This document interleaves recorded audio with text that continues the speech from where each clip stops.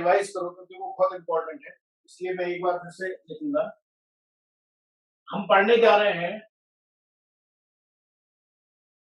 Triangular law of vector addition.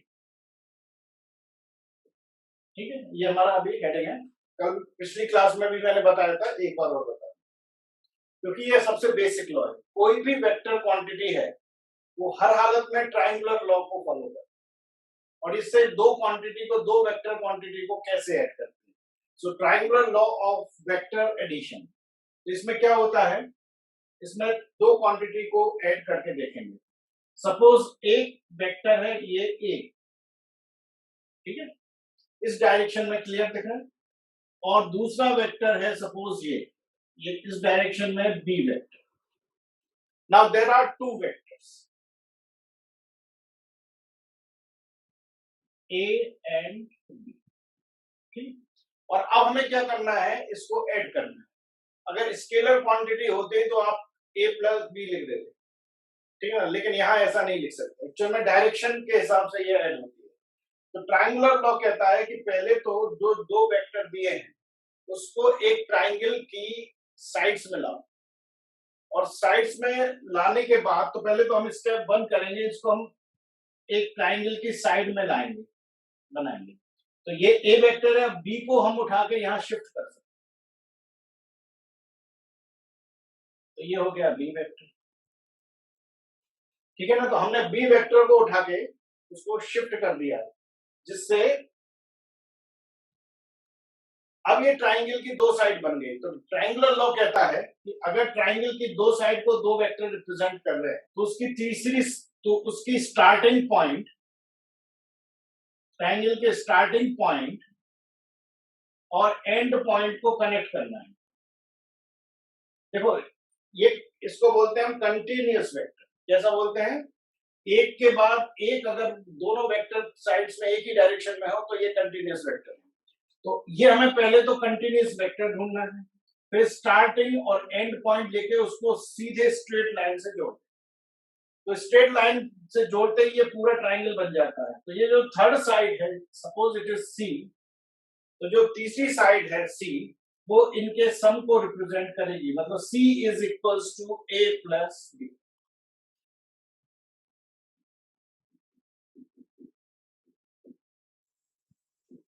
इसी को बोलते हैं ट्राइंगुलर।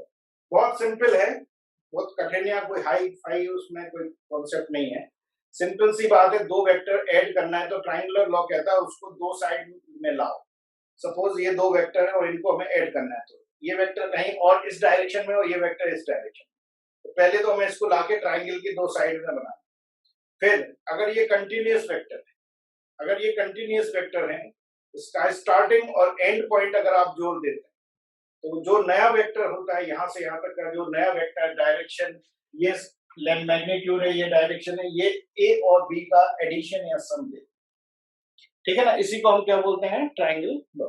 और इसी पर बेस्ड हमने पिछली क्लास में कुछ क्वेश्चंस भी किए थे, आपको ध्यान है, मैं एक बार और करा देता हूं। सपोज एक वेक्टर ए है, दूसरा वेक्टर बी है, और ये बी वेक्टर है, और सपोज ये इसको अपन ऐसे सी वेक्टर। अब इसमें ट्राइंगल लॉ लगाना है, तो अगर सी की डायरेक्शन ऐसी होती, समझना बात में, पहले मैं एक काम करता हूँ ये। अब आप बताएं what is the correct relation. C is equal to A plus B minus C is equal to A plus B। नहीं, अभी अगर आप देखें तो ये कंटिन्यूअस वेक्टर, पहले तो आपको कंटिन्यूअस वेक्टर सिलेक्ट करना है, तो ठीक है ना। ए और बी कंटिन्यूअस वेक्टर है, और ये इसका स्टार्टिंग पॉइंट है, और ये इसका एंड है, और ये डायरेक्शन है, तो बिल्कुल ठीक है। स्टार्टिंग और एंड को जोड़ती हुई जो वेक्टर है वो बताएगा, तो इसका करेक्ट रिलेशन होगा वेक्टर सी में अगर थोड़ा सा एक चेंज कर दिया जाए, और वो चेंज ये है कि अगर मैं सी को यहाँ ऐसा बना, प्लस बी। हाँ, अभी इसमें ट्राइंगल लॉ लगेगा नहीं, आपको ट्राइंगल लॉ लगाने के लिए कंडीशन बनाना पड़ेगी, और वो कंडीशन ये है कि ये दोनों कंटिन्यूअस वेक्टर हैं। अच्छा, है ना? तो आप या तो सी को पलटो या बी को या ए को, किसी एक वेक्टर की डायरेक्शन आपको पलटना पड़ेगी। सपोज मैं बी को बी की डायरेक्शन पलट देता, ये बी की डायरेक्शन है, अब मैंने इसको ऐसा कर दिया, ये वाली साइड का वेक्टर घुमा दिया, 180 डिग्री से घुमा दिया, तो अब आप लिखोगे इसको माइनस बी। बता चुके हैं हम पहले कि अगर एक वेक्टर की डायरेक्शन को अपोजिट कर दिया जाए तो आगे माइनस लगाना पड़ेगा, तो ये बी की जगह क्या हो गया, माइनस बी। अब आप बताएं ये ए बी, ये वाला ए, इन तीनों में कंटिन्यूअस वेक्टर कौन सा? कंटिन्यूअस वेक्टर कौन लिखेंगे? वेक्टर सी प्लस ए, वेक्टर सी प्लस ए, ये इसका स्टार्टिंग पॉइंट होगा और ये इसका एंड पॉइंट होगा, और ये वाला जो वेक्टर स्टार्टिंग से एंड वो माइनस बी है, ना कि प्लस, तो हम लिखेंगे माइनस बी। या इसको हम यहां लाएं तो vector A plus vector B plus vector C equals to 0। अगर a plus B plus C equals to 0, इसका मतलब है वो तीनों वेक्टर एक ट्राइंगल का क्लोज्ड फॉर्म बनाते हैं। अगर क्लोज्ड फॉर्म बनाते हैं ट्राइंगल का में तीन वेक्टर, तो उनका रिजल्टेंट या नेट या सम क्या होता है? हमेशा 0 होता है। ये कहलाता है ट्राइंगल लॉ। मेरे ख्याल से आपको अच्छे से समझ में आ गया होगा, जो मैंने पिछली क्लास में पढ़ाया। क्लियर?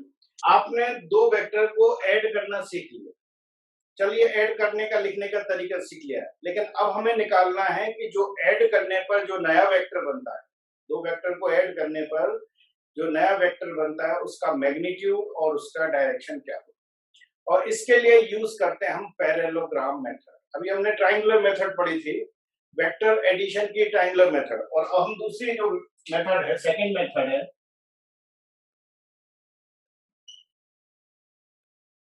दैट इज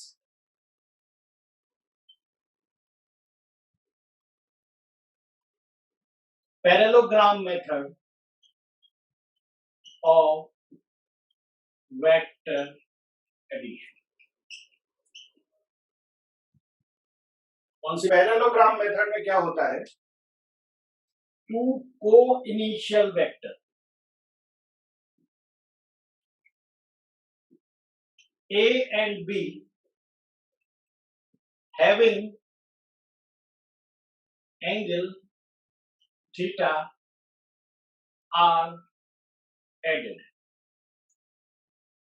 इसमें हम क्या करने जा रहे हैं, ट्राइंगल मेथड, ट्राइंगुलर मेथड अलग थी, और पैरेललोग्राम मेथड में क्या जरूरी है, सबसे पहले तो दो वेक्टर जो हैं उनको को इनिशियल होना चाहिए। ट्राइंगुलर मेथड में ऐसी कोई कंडीशन नहीं थी, लेकिन पैरेललोग्राम मेथड में को इनिशियल बनाना जरूरी है, क्योंकि जब ये को इनिशियल हो जाएंगे तभी आप एंगल थीटा की वैल्यू निकाल पाएंगे, जिस पर हम ऑलरेडी काफी बार कर चुके हैं। ओके, तो suppose this is a vector A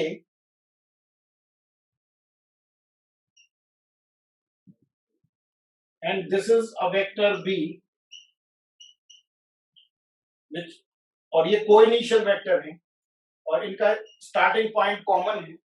जब एक ही ओरिजिन से स्टार्ट होते हैं तो ये कोइनिशियल वेक्टर है, और इनके बीच का जो एंगल होता है दैट इज थीटा। इसमें किसी को दिक्कत? तो a और b दो वेक्टर हैं और ये थीटा एंगल पर है, और अब हमें इसका रिजल्टेंट या ऐड करना है। So two co-initial vector a and b having angle theta are added, then the resultant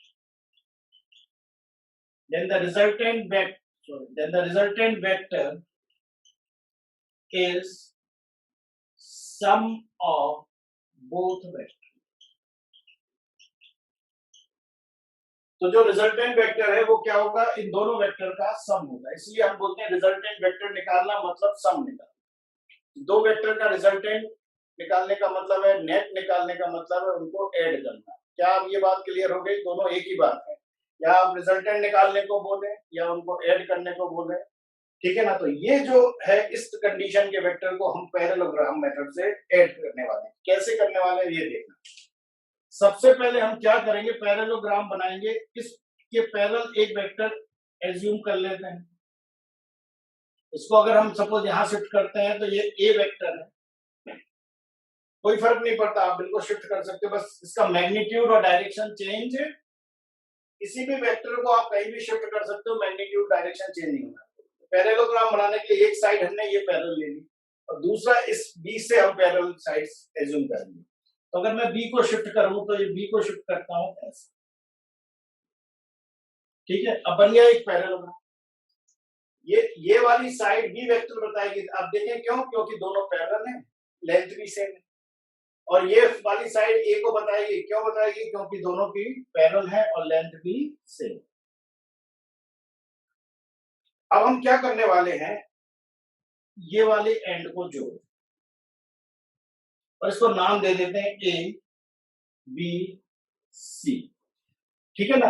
अब इसको हम थोड़ा सा एक्सटेंड करेंगे और एक नॉर्मल खींचे, ये 90 डिग्री है, एक नॉर्मल खींचे, सपोज इट इज डी। इस तरीके से हमने ए और बी वेक्टर है, इसको मिलाकर पैरेललोग्राम बनाया।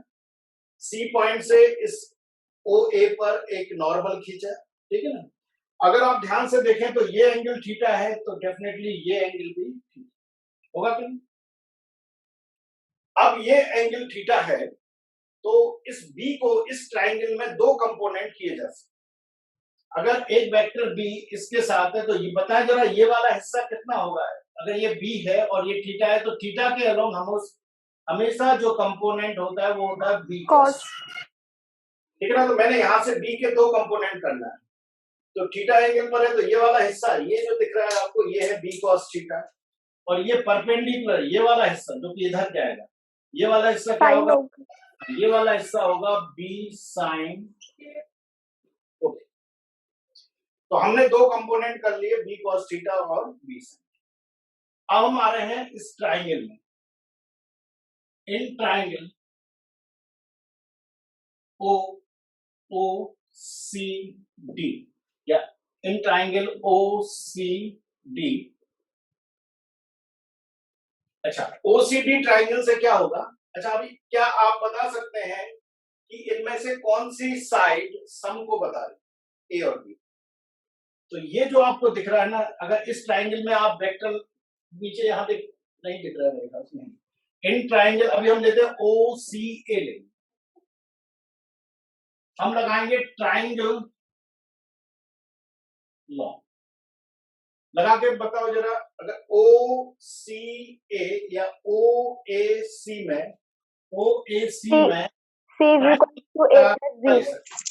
क्या लिख सकते हैं, C is equals to A plus B. हम लिख सकते हैं ओसी वेक्टर जो है, OC vector is the sum of A vector and B vector. हाँ या नहीं, बिल्कुल लिख सकते हैं, क्योंकि ट्राइंगल लॉ के अकॉर्डिंग, और इसको हम एक्चुअल में ओसी को आर वेक्टर देंगे।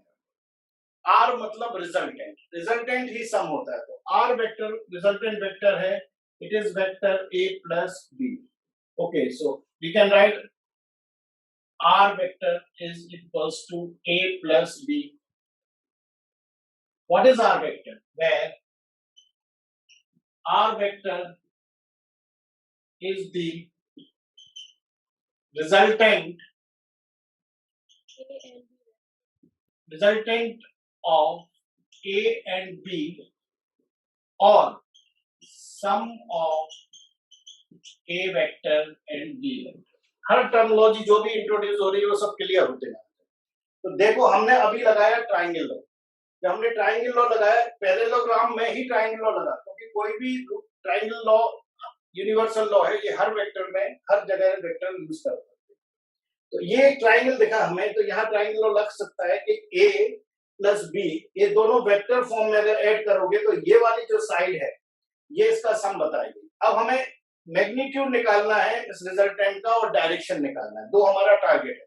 तो आपको पता है ओ सी जो मैग्नीट्यूड होगा, जो ओ सी की लेंथ होती है, जो ओ और सी की अगर हम मैथमेटिकली लेंथ निकाल पाए तो वो उसका मैग्नीट्यूड बताएगी, और अगर हम ओ सी का एंगल निकाल पाए तो वो उसकी डायरेक्शन बताएगी। तो हम क्या करने वाले हैं, ये जो रिजल्टेंट है, ये वेक्टर ए से हम एक एंगल ले रहे हैं एल्फा। रिपीट कर दीजिए। अभी हमने एक एंगल अल्फा माना है रिजल्टेंट का वेक्टर ए के साथ, ठीक है ना। खैर अभी जरूरत नहीं पड़ेगी, उसकी जरूरत पड़ेगी डायरेक्शन की, तो हम डायरेक्शन में उसको अलग से देखेंगे। अभी हमारा उद्देश्य है केवल मैग्नीट्यूड। तो पहला हमारा उद्देश्य है क्या है, फाइंड मैग्नीट्यूड ऑफ रिजल्टेंट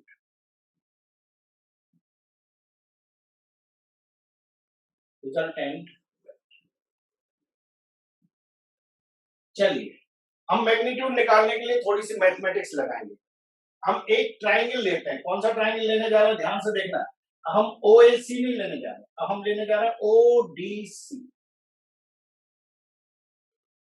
इस ट्राइंगल में अगर मैं पाइथागोरस थ्योरम लगाऊं, अच्छा उद्देश्य क्या है, अगर ये लेंथ आपने किसी भी तरह निकाल ली तो आप रिजल्टेंट का मैग्नीट्यूड बता देंगे। इसीलिए हमने ये ट्राइंगल एक नॉर्मल खींचा था और इसको एक्सटेंड किया था। अब बताइए कि मैंने नॉर्मल करके ये एक्सटेंड कर ऐसा किया और फिर इसके दो कंपोनेंट किए, बी के यहीं के दो कंपोनेंट किए, ताकि ये साइड की लेंथ जो एक्सटेंडेड साइड है उनकी लेंथ मिल जाए। तो ऐसा क्यों किया? वो इसलिए किया क्योंकि मैं लगाने वाला हूं पाइथागोरस थ्योरम, और पाइथागोरस थ्योरम केवल राइट एंगल ट्राइंगल में लगती है।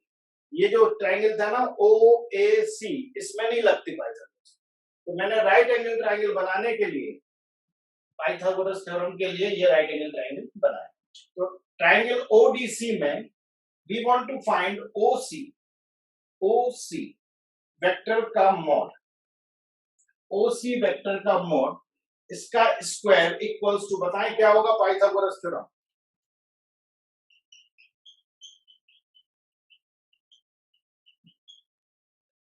hypotenuse square is equal to perpendicular square plus OD लिख दें, OD का बेस स्क्वायर का स्क्वायर ओडी का स्क्वायर प्लस प्लस सीडी का स्क्वायर प्लस हाँ CD का स्क्वायर। GD का स्क्वायर। चलिए ठीक है, पहला स्टेप क्लियर हो गया है ना कि इस ट्राइंगल में हम पाइथागोरस थ्योरम अब लगा सकते हैं, इसलिए हमने वो सब किया था ताकि वो पाइथागोरस थ्योरम एप्लीकेबल हो पाए, और हमने ऐसा लिख दिया। अब हम इसको लिख सकते हैं वेक्टर R, क्योंकि यही हमें निकालना है, इसका मॉड निकालना है। OC इज द रिजल्टेंट, और इसी की वैल्यू निकालना है। अब हम OD को क्या करने जा रहे हैं, ये जो OD है ये सम है OA प्लस A, ठीक है ना।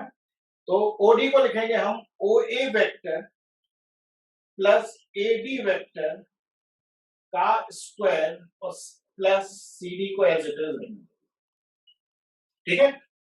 या अभी हम इसको OC ही रहने देते हैं। अब हम सब सारी वैल्यू लिखने जा रहे हैं, ध्यान से देखना। OC को लिखेंगे हम R स्क्वायर, क्योंकि मैग्नीट्यूड की बात कर रहे हैं। क्या निकालने जा रहे हैं? We are going to find magnitude. तो ये मॉड लिखा है, मतलब हम वेक्टर हटा सकते हैं। तो हम इसको या तो मॉड R का स्क्वायर लिखें या केवल R स्क्वायर लिखें तो भी चलेगा। अब व्हाट इज OA? जो OA है वो है magnitude of A plus OA है मैग्नीट्यूड ऑफ A, और AD क्या है? AD जो लेंथ है वो है B cos थीटा। कितनी लेंथ है ये? तो हम लिखेंगे A plus B cos theta का स्क्वायर, ये हो गया OA प्लस AD। समझ में आया ये step? OD equals to OA plus AD। जो OA है ये मैग्नीट्यूड होगा A का, और जो AD है वो मैग्नीट्यूड होगा B cos theta. Okay, what about CD? CD जो है वो है B sin थीटा। हम इसको ओपन करेंगे, A प्लस B का होल स्क्वायर, तो हम A प्लस B का whole square plus B square cos square theta plus 2AB cos theta. क्या फॉर्मूला लगाया हमने? A प्लस B का होल स्क्वायर, ऑलरेडी ये है, तो हम इसको लिखेंगे B square sine square theta. अब अगर आप ये वाला टर्म देखें, तो अगर हम इससे B स्क्वायर कॉमन ले लें तो अंदर बचेगा cos square theta plus sine square theta, और cos square theta plus sine square theta की वैल्यू होती है 1, ठीक है ना। इसलिए मैं अब लिखूंगा R square equals to A square, केवल B स्क्वायर बचा, मैंने एक स्टेप नहीं लिख रहा हूं, cos square theta plus sine square theta को 1 लिख देंगे, plus 2AB cos of plus 2AB cos, या हम लिख सकते हैं R equals to under root of A square plus B square plus 2ab cos of theta। ये हमारा मैग्नीट्यूड का फॉर्मूला है। ये जो r मिला है ये वाली लेंथ है। कौन सी लेंथ है? OC, जो वेक्टर, जो दो a और b का जो सम है उसका मैग्नीट्यूड निकालने का ये फॉर्मूला है। इन फ्यूचर आप इसको डायरेक्ट यूज करेंगे, है ना। अभी एक बार हमें सिर्फ एक बार मेहनत करना थी तो कर ली, लेकिन अब हम दोबारा ऐसे मेथड्स को यूज करके जोड़ेंगे नहीं। हमारे पास a और b दो वेक्टर पता होंगे और को इनिशियल होंगे और उनके बीच का एंगल थीटा होगा, तो आप सीधे लिखेंगे रिजल्टेंट क्या होगा, under root a square plus b square plus 2ab cos theta. अब हम इसके दूसरे पोर्शन पे आ रहे हैं, वो है डायरेक्शन निकालना। क्या निकालना है? डायरेक्शन। सो अगला चीज है find direction of r vector. r vector resultant vector की हमें क्या बताना है? अब डायरेक्शन के लिए सबसे पहले हम एंगल से ही, भाई डायरेक्शन बताने का तरीका या तो एक्स वाई जेड एक्सिस या आप किसी एंगल से बता सकते हो भैया कि एक्स एक्सिस पर इतने एंगल से जा रहा है। डायरेक्शन और कैसे बताते हैं? डायरेक्शन बताने का यही तरीका होता है, या तो आप कोऑर्डिनेट ज्योमेट्री यूज करें, Cartesian system, east west north south use करें, या आप किसी एंगल से बता सकते हैं डायरेक्शन। तो यहाँ हम इसका यूज कर रहे हैं। ये अल्फा एंगल है, लेकिन ध्यान देना है कि अल्फा एंगल हमने ए से नापना है। आप बी से भी नाप सकते हैं, वो मान लेना बीटा एंगल। तो पहले हम अल्फा एंगल मानते हैं, तो डायरेक्शन ए के रिस्पेक्ट में दे रहे हैं। तो direction of R is at alpha angle from vector। Clear? ये हमने मान लिया, दिख रहा है ना डायग्राम में कि अल्फा एंगल पर ए वेक्टर से अल्फा एंगल पर आर वेक्टर जा रहा है, और आर वेक्टर क्या है? दोनों का ए और बी का सम है या रिजल्ट है। अब इसके लिए फिर से हम ये पूरा ट्राइंगल यूज करने जा रहे हैं। सो इन ट्राइंगल, कौन सा ट्राइंगल? वही वाला OCD, और इसमें हम यूज करेंगे tan अल्फा। आप सभी अच्छे से ट्रिग्नोमेट्री में जानते हैं कि tan अल्फा होता है परपेंडिकुलर अपॉन बेस। इसका परपेंडिकुलर है CD और इसका बेस है OD, और OD को हम लिखेंगे OA प्लस AD, ठीक है ना। तो tan अल्फा इस ट्राइंगल में क्या होगा? It will be CD upon OA plus AD। अच्छा, CD अपॉन, अच्छा ये एंगल है तो एंगल में कोई वेक्टर नहीं लिखते हैं, angle is a scalar quantity, तो सारे केवल लेंथ है। तो CD क्या है? CD इज परपेंडिकुलर, और ये नीचे हमने लिखा है पूरा का पूरा बेस। अब CD को लिख सकते हैं, what is CD? CD is B sine of theta, और OA कितना है? ये है मैग्नीट्यूड ऑफ A, और AD कितना है? B cos theta. So this is the value of tan alpha. अब आगे आप सॉल्व करके अल्फा की वैल्यू फाइंड कर सकते हैं। तो इस प्रकार से हम वेक्टर का रिजल्टेंट और डायरेक्शन बता सकते सर हैं। सर ये B square sine square theta cancel हो गया क्या? कौन सा? ये हाँ हाँ ये सर। लिखा ना मैंने, तो B sir square sine square theta, और इधर से B square cos square theta मैंने बताया था। तो यहाँ से अगर आप बी स्क्वायर कॉमन लोगे तो अंदर बचेगा cos square theta plus sine square theta, और ट्रिग्नोमेट्री में आप जानते हैं cos square theta plus sine square theta को 1 लिख सकते हैं, इसलिए हमने इसको यहाँ उठा के बी स्क्वायर लिख दिया। तो बी स्क्वायर, अगर आप चाहे तो एक स्टेप और लिख देता हूँ मैं ऊपर का, कि R square is A square plus B square cos square theta plus sine square theta plus 2ab cos theta. अब मेरे ख्याल से आपको बात समझ में आ गई होगी, और ये इक्वल्स टू होता है, इसलिए ये अगला पहली चीज है कि हम दो वेक्टर का रिजल्टेंट या ऐड करना चाहते हैं। तो summation of two vector is also called resultant of two vector. Clear? Now we are going to use parallelogram method for a vector addition. तो वेक्टर को ऐड करने की एक मेथड हम पढ़ चुके हैं, ट्राइंगल मेथड, लेकिन ट्राइंगुलर मेथड में वेक्टर को ऐड करने का तरीका तो समझ में आता है, लेकिन उसका मैग्नीट्यूड और डायरेक्शन निकालने के बारे में वो मेथड नहीं बताती है। इसलिए दो वेक्टर को ऐड करने के बाद उस रिजल्टेंट का मैग्नीट्यूड और डायरेक्शन निकालने के लिए ये मेथड होती है पैरेललोग्राम मेथड। कोई विशेष मेथड नहीं और ट्रायंगुलर मेथड का ही एक्सटेंडेड फॉर्म है। तो इसके लिए जरूरी है कि दो वेक्टर ए और बी हो and the angle between vector is given theta. ये आपको दिया जाता है, नहीं दिया जाता आप बना लो। दो वेक्टर हैं, को इनिशियल होना चाहिए, उनके बीच का एंगल थीटा आपको पता है। तो ये दो वेक्टर है, को इनिशियल वेक्टर हैं। अब आपको पैरेललोग्राम बनाना है तो ए वेक्टर के पैरेलल एक साइड खींचना है और बी वेक्टर के पैरेलल एक साइड खींचना है, ठीक है ना। तो ये बन गया पैरेललोग्राम। अब अगर इस पैरेललोग्राम, अभी आप ये भूल जाए, ये वाला हिस्सा भूल जाए, अगर इस पैरेललोग्राम के इस ट्रायंगल में मैं ट्रायंगुलर लॉ लगाऊं तो बहुत ऑब्वियस है कि vector A plus vector B जो ये कंटिन्यूअस वेक्टर है, ये तीसरी साइड जो है वो इन दोनों का सम देती है और इसी साइड को बोलते हैं रिजल्टेंट वेक्टर या उनका समेशन साइड। तो ये वाली साइड हमें पता चल गया ए और बी दो जो वेक्टर थे उनके सम को बता रही है टेक्निकली, ठीक है ना। अगर हम इसकी लेंथ और एंगल पर निकाल लें तो लेंथ निकालने से हमें मैग्नीट्यूड मिलेगा और एंगल निकालने से इस रिजल्टेंट की डायरेक्शन मिलेगी। तो ये करने के लिए हम क्या करते हैं, हमें लेंथ निकालने के लिए पाइथागोरस थ्योरम यूज करना है। लेकिन पाइथागोरस थ्योरम केवल और केवल राइट एंगल ट्रायंगल में लगती है और इस ट्रायंगल में नहीं लग सकती। इसलिए हमने इसको थोड़ा एक्सटेंड किया और इससे एक नॉर्मल ड्रॉ किया जिससे 90 डिग्री एंगल बन गया। अब OCD जो ट्रायंगल है ये right angle triangle and now we can use Pythagoras theorem. Pythagoras theorem कहता है कि इसका स्क्वायर, ये स्क्वायर इक्वल्स टू R का स्क्वायर इक्वल्स टू OD का स्क्वायर प्लस DC का स्क्वायर। ये सभी जानते हैं।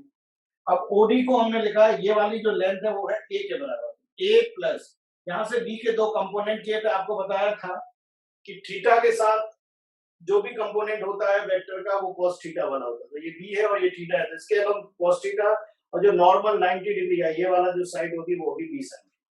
ओके, तो इसका स्क्वायर बराबर A plus B cos theta का स्क्वायर हो जाएगा, है ना, A plus B cos theta का स्क्वायर और ये वाली साइड की लेंथ होगी B sin थीटा। मैथमेटिकली इसको सॉल्व किया तो रिजल्टेंट या जो मैग्नीट्यूड आया वो आया R equals to under root of A square plus B square plus 2AB cos theta. अब हमें इस रिजल्टेंट की डायरेक्शन बताना है, तो डायरेक्शन के लिए हमने मान लिया let resultant makes angle alpha from A vector. अभी हम A से डायरेक्शन बता रहे हैं। फिर से यही ट्रायंगल लिया, इस ट्रायंगल में राइट एंगल ट्रायंगल में हम ट्रिग्नोमेट्री आराम से लगा सकते हैं। हमने लिखा tan अल्फा, tan अल्फा होता है परपेंडिकुलर अपॉन बेस, तो परपेंडिकुलर है B sin थीटा और बेस होगा A प्लस B cos। तो ये इस तरीके से tan alpha B sin theta upon A plus B cos theta से हम अल्फा निकाल सकते हैं। अगर आपको B से बताना है, तो B से आपको बताना है तो सपोज B से हमें अगर बताना है तो हम एक एंगल B से बीटा मान लेते हैं ना, जगह कम है यहीं पर बता रहा हूँ। तो B से अगर आप एंगल सपोज बीटा मान लेते तो बताइए जरा बीटा क्या होगा। सिंपल है, जो बीटा है it will be theta minus. तो अगर आप अल्फा निकाल लेते हैं, ये वाला एंगल निकाल लिया, टोटल है थीटा। अगर आपने A से डायरेक्शन बताना है तो tan अल्फा लेना है और अगर आपको B से डायरेक्शन बताना है तो आप अल्फा निकाल लें और जो भी थीटा एंगल है थीटा में से अल्फा माइनस कर दे तो बचा हुआ बीटा हो जाएगा और आप कहोगे कि इस B से ये resultant theta minus alpha angle. Clear बात। तो इस तरीके से हम रिजल्टेंट का मैग्नीट्यूड और डायरेक्शन, तो ये रिजल्टेंट निकालना तो हम सीख लें, ठीक है। अब आ जाते हैं हम इसके यूज पर, है ना, यूज। अब मैं डायरेक्ट लिख रहा हूं पहला, ओके। ये है वेक्टर A, कोई दिक्कत। अगर ये दूसरा वेक्टर B यहां है, ठीक है। अब इसको ऐड करना है तो क्या करोगे, सबसे पहले आप बनाओगे को इनिशियल वेक्टर। कैसे बनाओगे, B को उठाकर यहां चिपका दें, बन गया को इनिशियल। ये A और ये हो गया B, हो गया कि नहीं। और अब आपको मिल चुका है एंगल, ठीक है ना।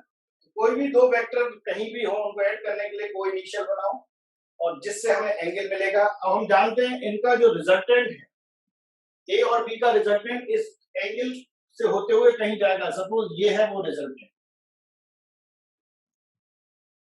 ठीक है ना, ये है वो रिजल्टेंट वेक्टर। क्लियर हो गई बात। तो A और B का रिजल्टेंट वेक्टर जो है वो एक्चुअल में उनका सम होता है, ठीक है। ओके, ए बी का रिजल्टेंट रिप्रेजेंट कर लिया आपने, कहाँ लगेगा, और वो क्या होगा, वेक्टर सम। अब जल्दी से बताएं इसका मैग्नीट्यूड क्या होगा, डायरेक्ट लिखना आना चाहिए, magnitude R equals to root of A का A² मैग्नीट्यूड, बी के magnitude 2ab cos। cos theta. आ गया समझ में, ये लिखो, डायरेक्शन लिखे आप, तो फिर से ए से कितना एंगल पर मान रहे हो आप, alpha, direction of R vector from A is क्या होगी भाई, tan अल्फा। मैं इसको डायरेक्ट लिखने का तरीका बताता हूं, है ना, tan अल्फा, तो जिससे एंगल बना रहे हो उसको छोड़ दो, दूसरा वाला वेक्टर है बी, इस बी के दो कंपोनेंट करना है ना, जिससे आप डायरेक्शन बता रहे हो उसको छोड़ के दूसरे वाले वेक्टर का कंपोनेंट करो, तो एक कंपोनेंट है बी साइन थीटा और दूसरा कंपोनेंट क्या होगा, बी कॉस थीटा। ऐसा कर दिया, और जिससे डायरेक्शन बता रहे हो फिर उसमें ए को ऐड। तो अगर आप ए से डायरेक्शन बता रहे हो तो आपने क्या करना है, B cos sine theta upon B cos theta और फिर ए को। अब जरा बी से डायरेक्शन बता के दिखाओ, let it is beta, let direction of R vector from B is, बताओ जरा क्या होगी, A sin theta A plus sin theta theta B upon plus B A plus A cos cos theta. theta. हाँ very good. पहले तो angle मान लो, क्या मानना हमने, वो एंगल बीटा होगा। अब हम पूरा प्रूफ नहीं करने जा रहे हैं, हम डायरेक्ट लिखने जा रहे हैं, हम बी से डायरेक्शन बता रहे हैं उसके बारे में नहीं। अब इसके कंपोनेंट करो, आप डायरेक्ट लिखो ए साइन थीटा, बिल्कुल सही बोल रहे थे आप, ए कॉस थीटा और फिर क्या कर देना, मेरे ख्याल से यार डायरेक्ट लिखना आपको सीखो, जितना हमने लास्ट बोर्ड पर पढ़ा वो अब हमने ऐसे यूज किया। पहला पॉइंट क्लियर, पहला यूज क्लियर, ओके। अब हम दूसरा यूज लेंगे, अगर सेम डायरेक्शन, अगर सेम डायरेक्शन है तो क्या करेंगे, सेम डायरेक्शन का मतलब है ये वेक्टर ए है और ये वेक्टर बी है और एंगल क्या क्या रहा होगा, जीरो। सेम डायरेक्शन का मतलब है both angles are in same direction, या बी वेक्टर इसी की डायरेक्शन में यहां भी बना, ऐसा भी बना सकते हो, ये ज्यादा अच्छा रहेगा, ठीक है ना। तो एक ही लाइन में एक्टिव है ए और बी वेक्टर, थीटा जीरो। अब जल्दी से बताएं कॉस जीरो की वैल्यू क्या, 1 होती है। तो हम इस फॉर्मूले का यूज करने जा रहे हैं और हम इसको लिखेंगे r equals to under root A square plus B square plus 2ab। क्या हम अंदर a प्लस बी का होल स्क्वायर लिख सकते हैं, बिल्कुल लिख सकते हैं, स्क्वायर से रूट गया तो रिजल्टेंट होगा a प्लस बी। अगर दो वेक्टर एक ही डायरेक्शन में है तो आप मैग्नीट्यूड के लिए डायरेक्ट उनको ऐड कर सकते हैं। अगर एंगल 0 डिग्री है तो आप क्या कर सकते हो, उसको ऐड कर सकते हैं। और ध्यान रखना है ये मैक्सिमम वैल्यू होती है, किस चीज की मैक्सिमम वैल्यू है, इस सम या रिजल्टेंट का मैक्सिमम वैल्यू होती है। अगर वो एक ही डायरेक्शन में लगे तो वो दोनों ऐड हो जाते हैं, इसलिए मैक्सिमम। अब अगर ये अपोजिट डायरेक्शन में, तब क्या होता है, ये वेक्टर ए है, एक वेक्टर मैंने यहां कर दिया बी 180 डिग्री। हाँ, A minus पॉइंट ओ। देखिए अगर दो वेक्टर ए और बी है और तो डेफिनेटली एंगल जो थीटा है वो 180 डिग्री। दो वेक्टर अपोजिट डायरेक्शन में है, इसका मतलब है उनके बीच का कोई इनिशियल वेक्टर ये एक ही पॉइंट से चालू हो रहे हैं, एक इधर लग रहा है और एक इधर लग रहा है, और एंगल क्या हो गया 180। नाउ cos 180 की वैल्यू होती है माइनस, और इस फॉर्मूले में -1 लिखोगे तो अंदर हो जाएगा a माइनस बी का होल स्क्वायर। जब आप a माइनस बी का होल स्क्वायर करेंगे तो a माइनस बी के होल स्क्वायर से रूट चला जाएगा, और इसका जो रिजल्टेंट होगा वो रिजल्टेंट होगा a माइनस। अब इधर भी दो चीजें रहती है कि a माइनस बी या b माइनस, और वो रिजल्टेंट की डायरेक्शन। तो if a is mod of a is greater than mod of b, अगर दो वेक्टर अपोजिट डायरेक्शन में हैं और a का मॉड ज्यादा है b से, तब आप लिखोगे a माइनस बी और रिजल्टेंट वेक्टर पता है कहाँ होगा? जो रिजल्टेंट वेक्टर होगा, रिजल्टेंट वेक्टर एक ही डायरेक्शन में होगा। रिजल्टेंट वेक्टर जो आर होगा, R in direction of A. Simple सी बात। If mod A is less than mod B, फिर रिजल्टेंट आप लिखोगे बी माइनस, ज्यादा में से कम माइनस करना, बेसिकली फंडा ये है। अगर दो वेक्टर अपोजिट डायरेक्शन में हैं तो किसमें से किसको माइनस करते हैं? ज्यादा में से कम, और रिजल्टेंट भी उसी की तरफ रहता है जो ज्यादा होता है। तो ए और बी में अगर ए ज्यादा है तो ए माइनस बी करो, अगर बी ज्यादा है तो बी माइनस ए करो, और अब रिजल्टेंट की डायरेक्शन इधर B. Resultant will be in direction of B. Clear है ना? अरे सिंपल सी बात, मैं यहाँ हूँ, एक मुझे कोई पर्सन यहाँ 100 न्यूटन से खींच रहा है और एक यहाँ 80 न्यूटन से खींच रहा है। आप ये बताइए फोर्स वेक्टर क्वांटिटी में कहाँ फोर्स लगेगा मुझ पर रिजल्ट? ऑब्वियसली ये 100 है, ये 80 है, तो अपोजिट डायरेक्शन में है तो 180 डिग्री होगा, और 100 में से आप 80 माइनस करोगे इट इज 20 डिग्री, 20 न्यूटन। तो 20 न्यूटन का फोर्स मुझे लगेगा, और वो भी किस तरफ लगेगा? 100 न्यूटन। तो जब अपोजिट डायरेक्शन में फोर्स लगे तो ऐसे करना है। लेकिन अगर दोनों इक्वल हो गए फिर क्या? तो रिजल्टेंट हो जाएगा, बराबर हो गए तो b माइनस बी, या दैट इज 0। अच्छा, इसको बोलते हैं जीरो वेक्टर या नल वेक्टर। एक्चुअल में दो वेक्टर का सम भी वेक्टर होता है और दो वेक्टर का डिफरेंस भी वेक्टर होता है। तो अगर दो वेक्टर सेम मैग्नीट्यूड के हैं और अपोजिट डायरेक्शन में हैं तो उनका डिफरेंस जो भी आएगा वो 0 होगा, लेकिन होगा वो टेक्निकली वेक्टर ही। तो उसका मैग्नीट्यूड तो 0 होगा, लेकिन एक्चुअल में आपने चूंकि वेक्टर क्वांटिटी को माइनस किया, तो इसलिए इस टर्म को, इस वाले जो जीरो वेक्टर मैंने लिखा है, इसको बोला जाता है नल वेक्टर। नल वेक्टर मतलब जिसका मैग्नीट्यूड क्या है? 0। ऐसा वेक्टर जिसका मैग्नीट्यूड 0 हो। और ऐसा वेक्टर कैसे बन सकता है? बिल्कुल बन सकता है यदि दो वेक्टर सेम मैग्नीट्यूड के अपोजिट डायरेक्शन में लगे, तो जो रिजल्टेंट आता है वो नल वेक्टर। क्लियर हो गया ये सारे पॉइंट? ओके, ये नोट कर ले, फिर मैं अगले पॉइंट पे आऊंगा। किसी को पूछना है तो पूछ सकते हैं, कोई भी।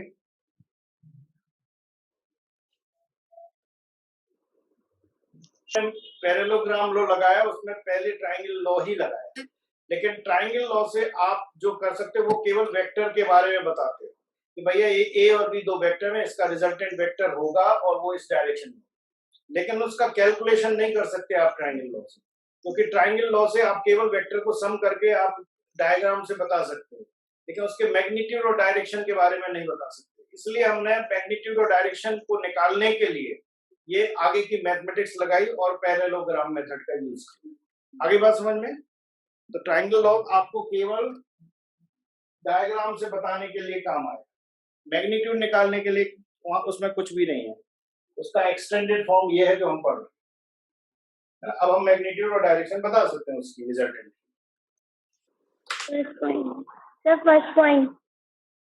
फर्स्ट पॉइंट ये ठीक है। मैं देखो, ये ए वेक्टर है और ये बी वेक्टर है, ठीक है ना, और इनको ऐड करना है। तो ऐड करने के लिए ट्रायंगल लॉ कहता है कि ये ए है और ये बी है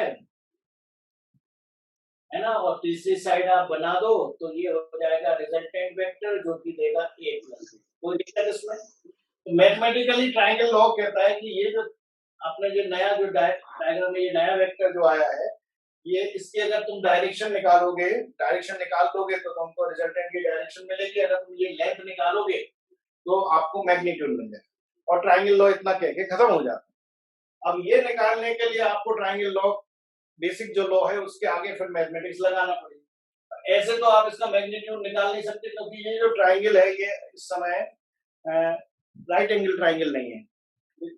हम क्या कर रहे हैं, इसके लिए पैरेललोग्राम का मेथड का यूज किया। तो हमने क्या किया, बी को उठाकर, इस बी को उठाकर यहाँ शिफ्ट कर दिया। उससे क्या फायदा हुआ? चीज तो वही है, बी को उठाकर यहाँ शिफ्ट कर दिया। ये ट्रायंगल मेथड है, लेकिन पैरेललोग्राम मेथड के लिए हमने क्या किया, इसको बी को उठा के यहाँ किया। इससे क्या हो गया, ये कोइनिशियल वेक्टर है। कोइनिशियल वेक्टर मिलने से फायदा ये होता है कि दो वेक्टर के बीच का एंगल मिल जाए। हमारे पास दो वेक्टर हैं और उनके बीच का एंगल है, तो उसके बीच में रिजल्टेंट हम ऑलरेडी प्रूव कर चुके हैं कि ये जो लाइन है बीच में कहीं रिजल्टेंट, ठीक है ना। और रिजल्टेंट क्या होगा, रिजल्टेंट होगा under root A square plus B square plus 2ab cos square. अब आपको इसकी डायरेक्शन देना है, तो हमने डायरेक्शन ए से अल्फा एंगल पे मान लिया, तो ये डायरेक्ट लिखना आना चाहिए tan अल्फा। tan अल्फा बराबर मैंने अभी बताया था कि जब डायरेक्शन डायरेक्ट लिखना हो, tan अल्फा तो ए से डायरेक्शन है, तो इसको भूल जाओ, इसको यूज करो। इसके दो कंपोनेंट कर दो, ऊपर लिख दो b sin थीटा और नीचे लिख दो b cos थीटा, फिर इसके मैग्नीट्यूड को और ऐड करो। अगर आपको यहाँ से डायग्राम डायरेक्शन देना है b से, बीटा एंगल पर है, तो आप लिखोगे tan बीटा, तो आप डायरेक्ट लिखोगे a sin theta upon a cos theta plus उसी तरीके। ये हम रिजल्ट लिख रहे हैं डायरेक्ट, है ना, नहीं तो आपको पूरा डायग्राम बना के जैसे पहले किया था वैसा करना पड़ेगा, तो वो करने की ना जगह होती है और ना मौका और टाइम मिलता है।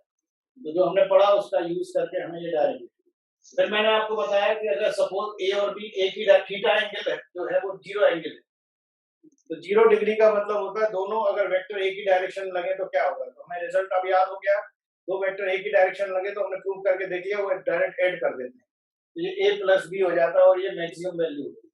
और ये अब अगर अपोजिट डायरेक्शन में हो तो फिर ज्यादा में से कम को माइनस करना, और ये मिनिमम वैल्यू होती है, ये भी लिखना।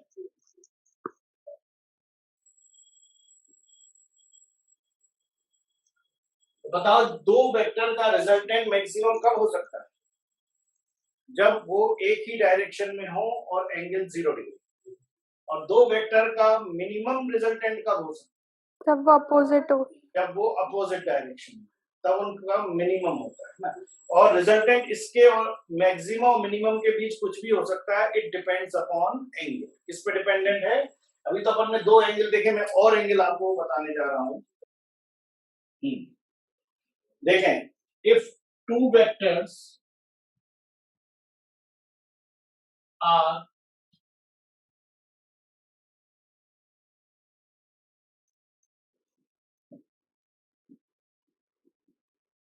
इसका मतलब है A is perpendicular to B।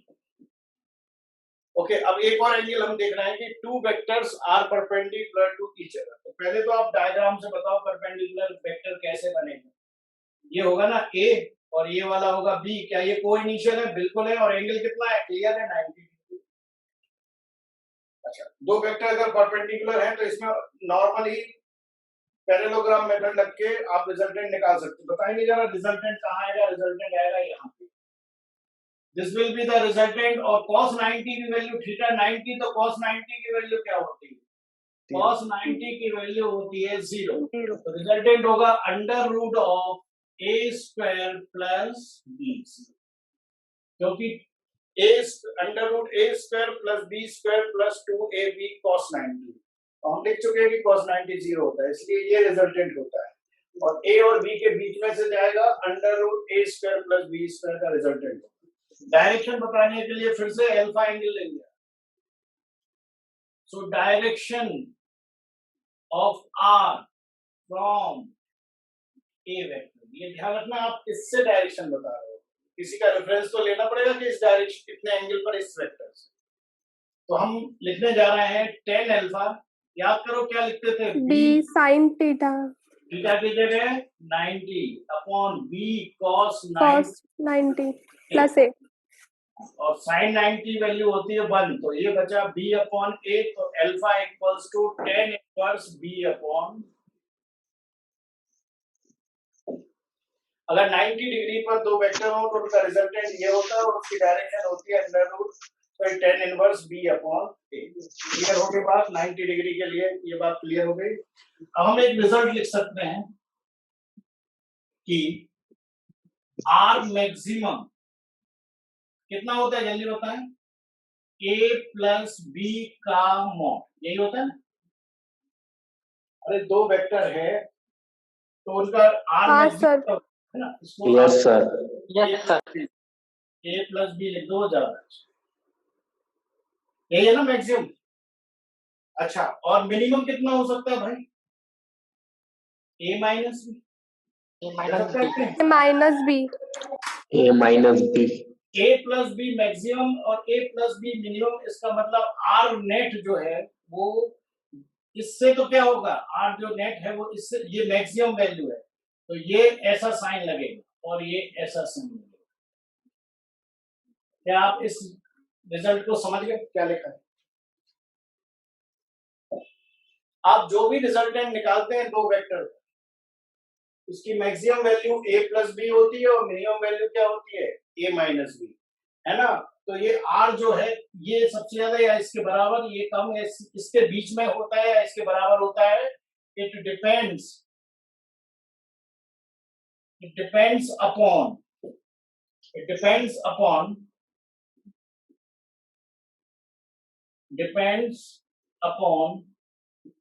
Angle. Theta between vector. समझ में आ गई बात? को एक न्यूमेरिकल फिर से मैं वही दूंगा क्वेश्चन कि F1 is suppose 4 Newton and F2 is suppose 3 Newton, then the resultant force will be, पहला ऑप्शन 7 न्यूटन, दूसरा ऑप्शन 1 न्यूटन, तीसरा option 5 newton, fourth option none of. क्या लगाओगे? 5 Newton. 5 Newton. 5 Newton. 5 None.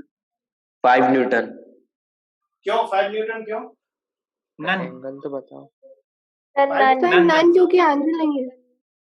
समझ गए? यही तो मैं समझाना चाहता हूँ कि 4 और 3 मिलकर 7 नहीं होगा वेक्टर में, वरना 4 और 3 मिलकर 1 होगा, वरना 4 और 3 मिलकर 5 होगा। ये कुछ भी हो सकता है। It depends upon what?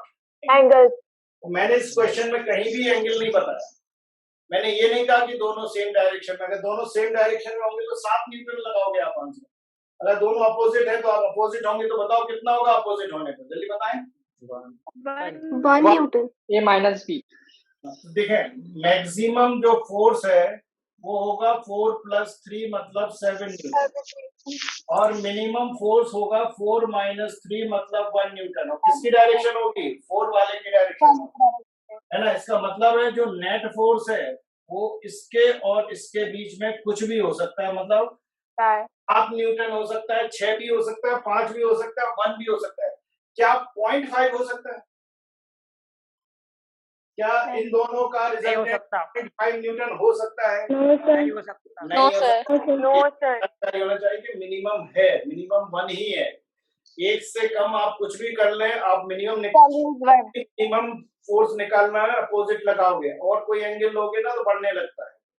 तो मिनिमम जो है 1 न्यूटन है, इससे कम पॉसिबल नहीं है, और 7 से ज्यादा भी पॉसिबल। क्या 8 न्यूटन पॉसिबल है? नहीं है। हाँ, 7 और 1 के बीच कुछ भी पॉसिबल है, डिपेंड्स अपॉन एंगल। मेरे ख्याल से बात क्लियर हो गई होगी। अब इतना लिखें, फिर अगले टाइप पर आएंगे हम। नोट कर लें इसको। कुछ पूछना है क्या? पूछ लें सर। ना बोलो सर इसमें ये रिजल्टेंट ए बी में बीच में से निकला है ना, ये 90 वाला में से हमेशा हमेशा दो एंगल तो सर अल्फा 45 भी तो हो सकता है। सर अल्फा 45 हो सकता है फिर जब बीच में से निकला है 90 के। तो इसमें कह रहा हूँ इसमें हाँ वो 45 की ये आ गया तुम्हें tan inverse b upon a। ये अल्फा 45 कब होगा? जब यहाँ tan इनवर्स 1 लिखा होगा, और tan इनवर्स 1 तब होगा जब b और a बराबर हो, है ना? वो भी हम आगे देखेंगे कि जब अगर a और b इक्वल होंगे तो ये tan इनवर्स 1 होगा और अल्फा 45 डिग्री। तो ये अच्छा तुमने पूछा, ये बिल्कुल बहुत बढ़िया चीज तुमने पूछी। अब मैं तुमको एक इम्पोर्टेंट बात बताऊंगा, ठीक है? पर जा रहे हैं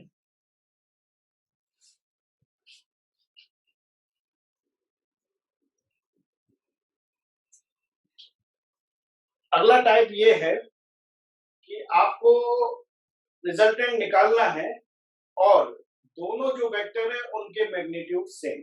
तब क्या करेंगे? तो यहां देखें ध्यान से।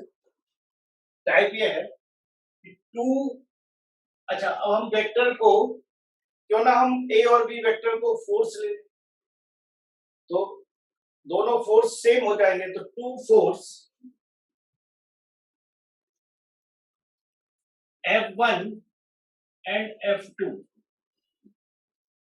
are equal in magnitude and angle between them is theta. Then find resultant force acting on a object। ये हमारा टाइप है, दो फोर्स हैं और दो फोर्स जो हैं एक ऑब्जेक्ट पर एक्टिव है, ये ऑब्जेक्ट है, एक फोर्स ये है F1 और एक फोर्स ये है F2, ठीक है, और इनके बीच का एंगल कितना दिया है, ठीक है। अब अभी हमने सेम नहीं लिया, अभी हमने अलग अलग लिए, तो आप अच्छे से जानते हैं कि नेट फोर्स इसके बीच में कहीं जाएगा। कितना होगा वो नेट फोर्स? वो होगा root of F1 square plus F2 square 2F1 F2 cos of theta. मेरे ख्याल से इसमें किसी को दिक्कत नहीं, दो फोर्स हैं, किसी ऑब्जेक्ट पर एक्टिव है, उनका जो रिजल्टेंट फोर्स होगा उसका मैग्नीट्यूड इतना। अच्छा, अगर आपको वेक्टर लिखना है, वेक्टर F नेट वेक्टर जो होगा वो होगा F1 वेक्टर प्लस F2, ठीक है। अच्छा, इसकी डायरेक्शन क्या होगी? डायरेक्शन होगी alpha, so from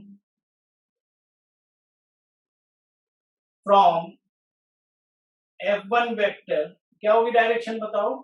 tan alpha is F2 sine of theta, F2 cos theta plus F1, ये लिखना आना चाहिए।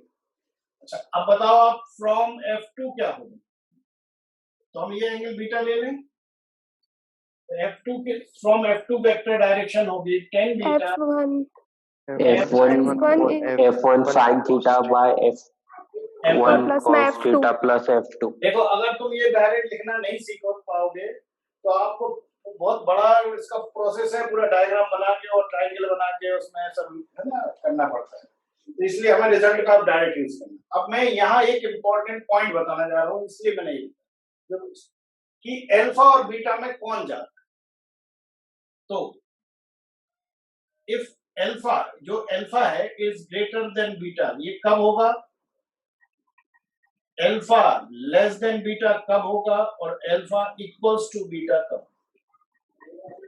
मतलब जो रिजल्टेंट है वो किसी एंगल पर जाएगा F1 F2 से, F1 से अल्फा है, F2 से बीटा है। अब आपको बताना है कि ये ज्यादा कम कब होती है। तो इसका फंडा ये है कि रिजल्टेंट जो है हमेशा उसकी ओर झुका होता है, उसकी तरफ टिल्ट होता है जिसका मैग्नीट्यूड ज्यादा है। तो वो फोर्स जिसका मैग्नीट्यूड ज्यादा है रिजल्टेंट उसकी तरफ होगा, ऑब्वियसली उसी की तरफ होगा। तो कहने का मतलब है, अगर लिखा है हमने कि alpha is greater than beta, तो आपको क्या लगता है F1 ज्यादा है कि F2 ज्यादा? जो फोर्स ज्यादा होता है उसकी तरफ का एंगल कम होता है। ऐसा कहें कि net force is shifted towards more magnitude force, so angle क्या हो जाएगा उसका? Angle will be yes। क्या आप इस फंडे को याद रखोगे? Yes sir. कि हमेशा नेट फोर्स ज्यादा फोर्स की तरफ शिफ्ट होता है, और इसलिए ज्यादा फोर्स की तरफ, अरे भाई ये फोर्स है, अब अगर अलग अलग फोर्स है, ये 4 न्यूटन है, ये 3 न्यूटन है, तो रिजल्टेंट जो है वो 4 की तरफ शिफ्ट होगा। और जब 4 की तरफ शिफ्ट होगा तो उसका एंगल जो बनेगा वो कम हो जाएगा। तो अगर अल्फा ज्यादा एंगल है तो डेफिनेटली F2 ज्यादा, क्योंकि बीटा कम है, बीटा कम है मतलब ये इस जो नेट फोर्स है F2 की तरफ शिफ्ट हुआ है, तो F2 ज्यादा होगा। अगर अल्फा कम है, अल्फा लेस है, तो F1 ज्यादा होगा। और अगर दोनों बराबर हैं तो ये पॉसिबल है, जब दोनों फोर्स का मैग्नीट्यूड क्या हो, 0 नहीं बराबर। अगर दोनों फोर्स या दोनों वेक्टर इक्वल हैं तो जो रिजल्टेंट है वो ठीक बीच में जाता है। ठीक बीच में जाने से अल्फा और बीटा की वैल्यू क्या हो जाती है, सेम। ठीक है ना? तो ये डायरेक्शन क्लियर हो गया, कोई दिक्कत इसमें? इतना लिखें, फिर हम और आगे बढ़ेंगे। इतना जल्दी से बताएं कि रिजल्टेंट फोर्स किस फोर्स की तरफ जाता है? Resultant force is always shifted or tilted towards the force having more magnitude. इसलिए जो डायरेक्शन का एंगल होता है वो कम होता है, तो जिसके लिए डायरेक्शन का एंगल कम होगा उस वो वाला फोर्स ज्यादा रहा हमेशा दे, तो रिजल्टेंट हमेशा ज्यादा वाले फोर्स की तरफ शिफ्ट होता है, उसकी तरफ टिल्ट। कोई बात नहीं, मैं स्क्रीन शॉट शेयर करूंगा तो आप वहां से उधर ले गया। कंडीशन देखें, two forces F1 and F2 are equal in magnitude, equal in magnitude, हम उस मैग्नीट्यूड को F लिख लेते हैं, ठीक है, and angle between them is theta, then find the resultant force. अब हमें पता है अगर ये डिफरेंट होते तो ये, अब कंडीशन गिवन है कि F1 और F2 का मैग्नीट्यूड F है, सेम है कि नहीं? अक्सर दो वेक्टर अगर सेम मैग्नीट्यूड के हैं और एंगल कितना है थीटा, तो क्या लिखेंगे हम इसको, F नेट होगा under root F1 square plus F2 square plus 2F square cos theta, लिख सकते। इसको और सिंप्लीफाई करें तो अंडर रूट और ये 2F square 1 plus cos theta, ठीक है। अब ट्रिग्नोमेट्रिक में हम 1 प्लस कॉस थीटा को लिख सकते हैं 2 कॉस स्क्वायर थीटा बाय, क्या लिख सकते हैं, इस वाले टर्म को हटा के हम लिख सकते हैं 2 कॉस स्क्वायर थीटा बाय 2। तो 2 कॉस स्क्वायर थीटा बाय 2, तो अब आप देखें रूट में से 2 बाहर आ गया, F भी बाहर आ गया और कॉस थीटा बाय 2 भी। तो अब हमारे पास एक और रिजल्ट है, ये डायरेक्ट ट्रिक के रूप में काम करेगा, YGS2। तो अगर दो फोर्स इक्वल मैग्नीट्यूड के दिए जाएं तो उनका रिजल्टेंट फोर्स डायरेक्ट निकालो, 2F cos एंगल का आधा। ये रिजल्ट आपको डायरेक्ट सॉल्व कराएगा। ओके, मेरे को पता है कई स्टूडेंट सोच रहे होंगे ये से यहां से ये कैसे लिख दिया, तो आप सोचो मत, मैं आपको बता ही देता। ट्रिग्नोमेट्री में एक फॉर्मूला मैंने बताया था, cos 2 थीटा का फॉर्मूला होता है, cos 2 थीटा होता है 2 cos स्क्वायर थीटा माइनस 1। ये सबको याद होना चाहिए फॉर्मूला। ये जो एंगल है इसका आधा हो जाता है। अब मैं 2 थीटा को हटा के केवल थीटा लिखूंगा, तब ये फॉर्मूला हो जाएगा 2 cos स्क्वायर एंगल का आधा, मतलब ये cos थीटा को इसी टेक्निक से ऐसा लिखेंगे, एक ही फॉर्मूला है दोनों, ये थीटा है और ये थीटा। अब हम 1 को यहां शिफ्ट करेंगे तो 1 plus cos theta is 2 cos square theta by, मेरे ख्याल से आपको आंसर मिल गया होगा कि क्यों हमने 1 प्लस cos थीटा को 2 cos स्क्वायर थीटा बाय 2 लिखा। ओके, तो ये 2 बाहर आ गया, F बाहर आ गया, cos थीटा बाय 2। इस तरीके से हमने इसका रिजल्टेंट निकाल लिया। अब हम जरा डायरेक्शन भी देख लें ना। डायरेक्शन क्या होगी, डायरेक्शन ऑफ F नेट, तो आप डायरेक्ट लिखें tan alpha is direction of F net. कहां से नापना पहले तो ये बता, फ्रॉम F।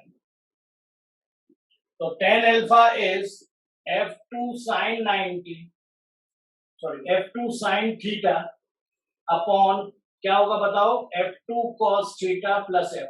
यही होगी ना डायरेक्शन। अब F1 F2 क्या है, Yes, sir.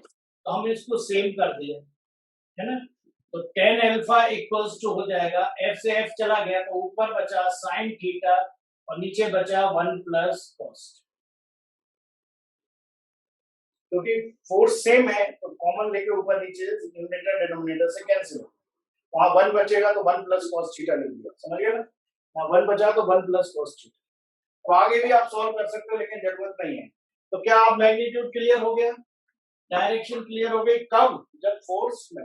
अब मैं यहाँ जगह है तो मैं इसका अब आपको डायरेक्ट यूज करके बता रहा हूँ कि क्यों बताया। तो अब मैं इसका यूज करूंगा। ओके, ये दो फोर्स है F एंड F, दो फोर्स लग रहे हैं F एंड F, ये लग रहा है। बताओ जरा F नेट क्या होगा और कहाँ होगा, F नेट कितना होगा बता सकते हो? इट विल बी 2F, होगा कि नहीं? अरे भाई एंगल कितना है इस केस में, अगर दो फोर्स सेम डायरेक्शन में लगे तो थीटा क्या होगा, 0 डिग्री। सेम डायग्राम से दिख रहा है ना आपको, दोनों फोर्स क्या है, सेम डायरेक्शन में है, तो थीटा 0 डिग्री होगा। cos 0 की वैल्यू क्या होती है, cos 0 की वैल्यू होती है 1, तो 1 हो गया तो 2 है ना, या F1 प्लस F2 करोगे तो 2 है। तो अगर दो फोर्स सेम डायरेक्शन में हो तो आप लिखोगे 2F। अच्छा, और इसका एंगल अल्फा क्या होगा, 0 डिग्री। कैसे, इसलिए क्योंकि ये साइन 0 क्या होता है, 0, तो ये वाला पूरा एंगल क्या हो जाएगा, 0, अल्फा इक्वल्स टू 0। इसका मतलब है रिजल्टेंट फोर्स जो है वो इनकी सेम डायरेक्शन में लगेगा। ओके, अब अगर दो फोर्स हैं और ये 60 डिग्री के एंगल पर एक्टिव है, हम यूज करेंगे F net is 2F cos 60 by 2. So F net is 2F cos 30, cos 30 1 by 2. 1 by 2. तो F net आ गया √3F।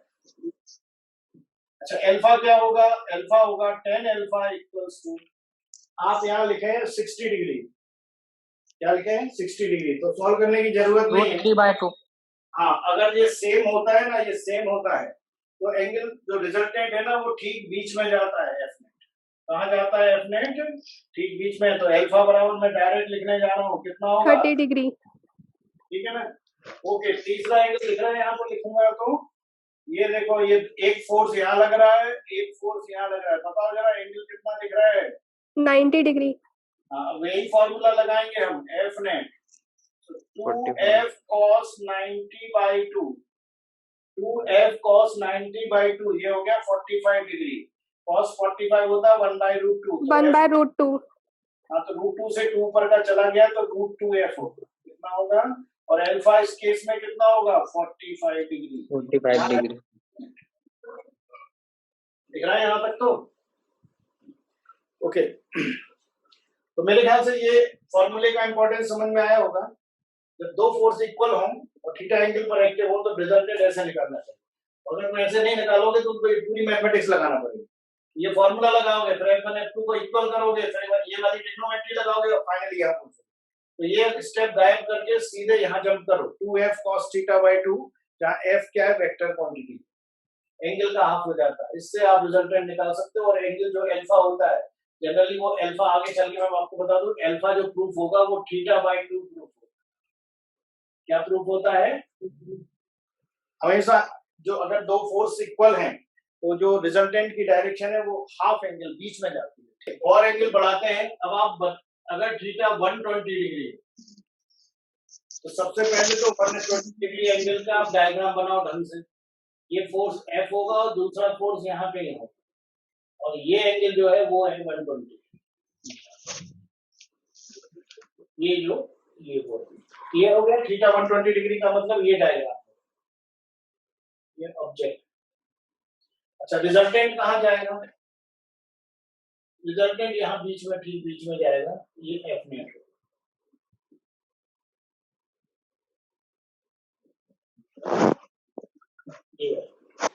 ऑब्वियसली ये यही एंगल आपको दिख रहा है, अल्फा बराबर क्या मिलने वाला, आधा 120 by 2 16। ओके, जरा F net तो बताएं कितना होगा, F net यहाँ निकालना, ये F net है भाई, F net 2F cos 120 by 2 का यूज कर। cos 60 की वैल्यू कितनी होती है, 1/2 1 by 2। 2 से 2 चला गया तो F net कितना हो गया। ये बहुत इंपॉर्टेंट रिजल्ट है, इसको याद रखना। अगर दो वेक्टर हैं, कोई भी दो वेक्टर 120 डिग्री पर लगे और वो सेम मैग्नीट्यूड के हैं तो रिजल्टेंट उनके बीच में से जाता है और उसका मैग्नीट्यूड भी उतना ही होता है जितना सिंगल वेक्टर का। So if two vector x at 120 degree angle, then the magnitude of resultant is equals to the magnitude of individual vectors.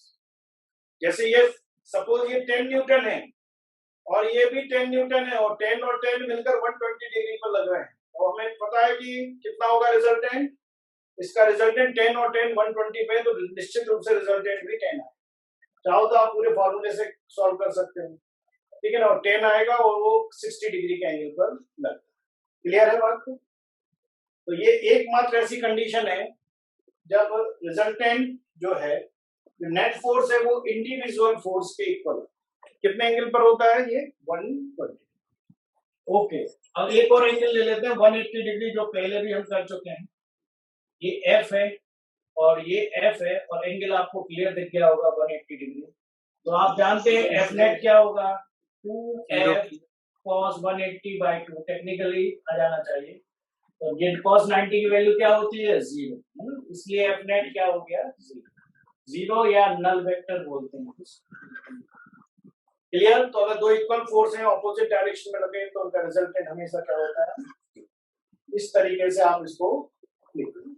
तो अब अगली क्लास में हम इसके आगे चलेंगे, लेकिन मैं जाने के पहले एक क्वेश्चन जरूर देना चाहता हूँ, आप में से कितने कर सकते हैं ये चेक करने के लिए, ठीक है? ओके, क्वेश्चन केवल ये है कि ये 2 न्यूटन है, ये 2 न्यूटन है, सपोज ये 5 न्यूटन है, ये 5 न्यूटन है, और ये 90 डिग्री पर है, और एक और बीच में है 5 न्यूटन, ये 45 डिग्री और ये 90। ओके, आपको बताना है find the net force and direction. ये 3 फोर्स लग रहे हैं, ये पहला फोर्स है, सपोज ये दूसरा है और ये तीसरा। There are 3 forces acting on a point. You have to find the magnitude and direction. Okay, लिख लें, इसका आंसर बताएं, आज के लिए बस इतना काफी है। किसी का आंसर आ जाए तो आंसर बता दें।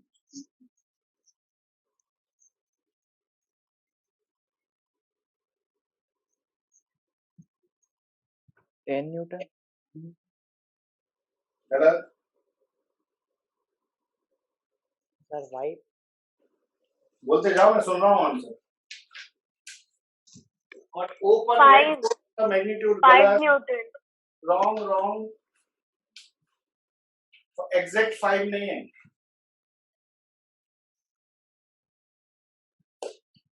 सॉरी, 5√2। हाँ, अच्छा चलो मैं फटाफट सॉल्व करूं। देखो टेक्निक अपन ने जो पढ़ा उसका कैसे यूज करेंगे। ओके, रेडी हो? एक बार में समझना। सबसे पहले मैं F1 और F3 लूंगा। पता है क्यों लूंगा? क्योंकि ये दोनों इक्वल फोर्स हैं, 90 डिग्री पर है। तो इनका दोनों का रिजल्टेंट जो होगा वो ये होगा, और ये होगा 5√2 मीटर। अब तुम कहोगे कि ये कहां से आ गया? तो अभी तो हमने पढ़ा था √2 times of F, √2 times of F, यही पढ़ा था ना। अगर दो फोर्स 90 डिग्री पर हैं तो उनका रिजल्टेंट होता है √2 टाइम्स ऑफ √2F। √2F लिख दिया मैंने। अच्छा, इन दोनों का तो अच्छा, रिजल्टेंट निकालने के लिए आपको दो का कपल ही लेना है। ये तीनों एक साथ कर ही नहीं सकते, आप तीनों एक साथ डील नहीं कर सकते। पहले आपको ये वाला कपल डील करना है, इसको इस कपल को डील करके √2 न्यूटन क्लियर हो गया। अब अभी एक फोर्स ये और बचा है, ये भी यही लग रहा है। ये कितने का फोर्स है? ये F2 जो है वो 5 न्यूटन का लग रहा है कि नहीं? अब ध्यान से देखो तो F2 और इन दोनों का रिजल्टेंट √2 5 न्यूटन, ये एक ही डायरेक्शन में। हाँ, ये अब यहाँ 0 हो जाएगा। ऐड करेंगे, ऐड +5। √2 की वैल्यू होती है 1.4 × 5 + 5। 1.4 ये हो जाएगा 7 + 5, तो कितना हो जाएगा 13। अच्छा, इसकी डायरेक्शन देखो ध्यान से। तो ये डायरेक्शन, ये एंगल 45 डिग्री पर है, तो डायरेक्शन क्या होगा? अल्फा कितना होगा इस केस में? 45 डिग्री। तो ये तीनों मिलकर 13 न्यूटन का फोर्स लगाएंगे। 13 न्यूटन का फोर्स लगाएंगे इस पर। कितना है 13 न्यूटन? तो वो नीचे तो नहीं दिख रहा। हाँ, नहीं कोई सर नीचे नहीं दिख रहा। हाँ सर, अब दिख रहा है। तो देखो टेक्निक यही सीखना है। मैं जितनी मेहनत वेक्टर पे इसलिए कर रहा हूँ कि आप इसे ठीक करें। फिर से देखो एक बार हो। अब ये है 3 फोर्स, ठीक है ना? तो पहले इन दोनों को डील करो, दो के कपल से रिजल्टेंट निकलता है। इन दोनों का रिजल्टेंट होगा √2F, होगा कि नहीं? सेम फोर्स है ना, या √2F होता है। तो √2F मतलब √2 5 लिख दिया। अब ये दोनों हट गए, इसका रिजल्टेंट ये हो गया। लेकिन अभी एक ये बच गया है।